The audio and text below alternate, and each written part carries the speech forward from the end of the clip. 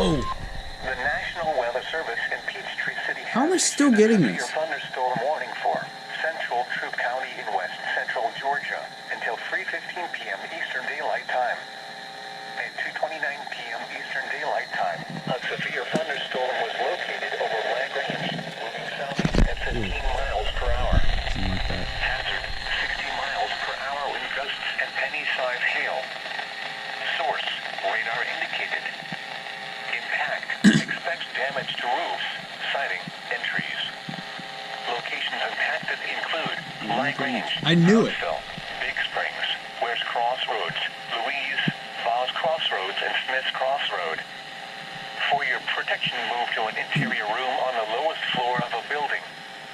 If you see wind damage, hail, or flooding, wait until the storm has passed, and then call the National Weather Service toll-free at 1-866-7-634-4664. Tweet us your report at NW.